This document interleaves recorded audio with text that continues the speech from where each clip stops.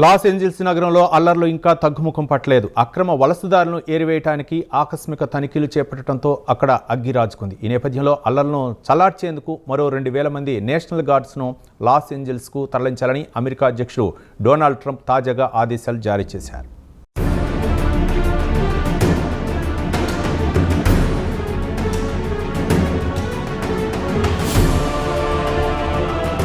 గత 3 రోజులుగా Los Angeles నగరం తగలబడుతూనే ఉంది. అక్రమ వలసదారులను ఏరివేయడానికి ఆకస్మిక తనిఖీలు చేపట్టడంతో అక్కడ అగ్గిరాజుకుంది. ఫెడరల్ అధికారులు చేపట్టిన తనిఖీలకు వ్యతిరేకంగా పెద్ద సంఖ్యలో ఆందోళనకారులు రోడ్ల మీదకొచ్చారు.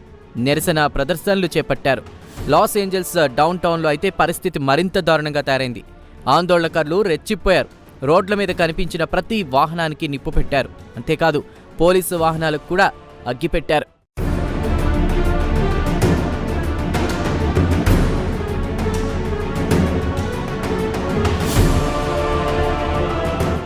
$40 లక్షల జనాభా ఉన్న లాస్ ఏంజల్స్లోని డౌన్ టౌన్ తాజా అల్లర్లకు కేంద్రంగా నిలిచింది. అక్కడ జాతీయ రహదారి సహా అనేక మార్గాలను ఆందోళనకారులు దిగ్బంధం చేశారు. ఒక్కసారిగా నేషనల్ గార్డ్స్ రావడంతో ఆందోళనకారుల్లో తీవ్ర ఆగ్రహం పెల్లుబికింది. డజన్ల కొద్దీ ఆందోళనకారులను పోలీసులు అరెస్ట్ చేశారు. మిగిలిన వారిని అరెస్ట్ చేయడానికి వెళితే వారిపైకి కాంక్రీట్ ముక్కలను, రాళ్లను ఆందోళనకారులు విసిరారు. ఈ నేపథ్యంలో పరిమిత సంఖ్యలో నేషనల్ గార్డ్స్ను లాస్ ఏంజల్స్కు తరలించింది ట్రంప్ సర్కార్. అయితే ఇప్పటికీ పరిస్థితిలో మార్పు రాలేదు. దీంతో మరో 2,000 మంది నేషనల్ గార్డ్స్ను లాస్ ఏంజల్స్కు తరలించాలని అమెరికా అధ్యక్షుడు డొనాల్డ్ ట్రంప్ తాజాగా ఆదేశాలు జారీ చేశారు.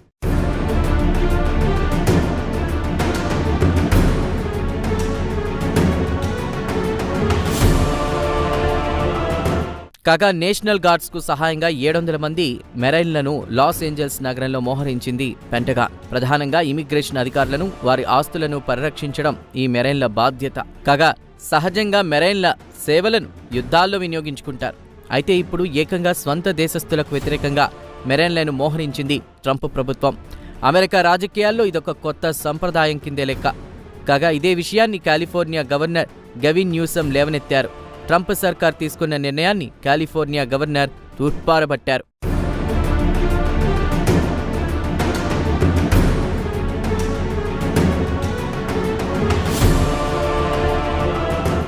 లాస్ ఏంజల్స్ ఈ పేరు వినగానే చాలా మందికి హాలీవుడ్ సినిమాలు గుర్తుకొస్తాయి.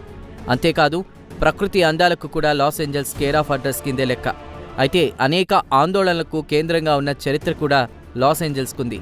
1968లో మెక్సికన్ అమెరికన్ విద్యార్థులు లాస్ ఏంజల్స్లో ఉద్యమించారు. దాదాపు 15,000 మంది మెక్సికన్ అమెరికన్ విద్యార్థులు తరగతులను బహిష్కరించారు.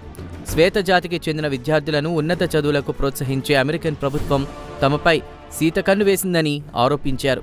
తమకు కేవలం ఒకేషనల్ శిక్షణతోనే ప్రభుత్వం సరిపెడుతోందని మండిపడ్డారు. అప్పట్లో మెక్సికన్ అమెరికన్ విద్యార్థుల నిరసనలను బ్లోఅవుట్లుగా పిలిచేవారు.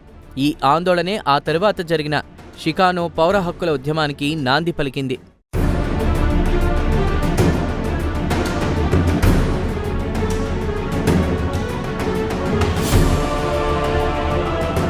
(1992లో జరిగిన రాడ్నీ కింగ్ నిరసన యావత్ లాస్ ఏంజల్స్ను అత్తలాకుతలం చేసింది. 1991లో ఆఫ్రో అమెరికన్ అయిన మెటారిస్ట్ రాడ్నీ కింగ్ను 4 శ్వేతజాతి పోలీసు అధికారులు దారుణంగా హింసించారు. ఈ ఘటన యావత్ లాస్ ఏంజల్స్ను కుదిపేసింది. కాగా ఈ దారుణ ఘటనపై చివరకు న్యాయస్థానం తీర్పు వెల్లడించింది. 4 శ్వేతజాతి పోలీసు అధికారులను నిర్దోషులుగా పేర్కొంటూ న్యాయస్థానం తీర్పిచ్చింది. దీంతో తీర్పుకు వ్యతిరేకంగా లాస్ ఏంజల్స్ బొగ్గున మండిపోయింది. దాదాపు వారం రోజుల పాటు ఆందోళనలు జరిగాయి. ఈ ఆందోళన ఫలితంగా 50 మంది చనిపోగా 2,000 మంది గాయపడ్డారు.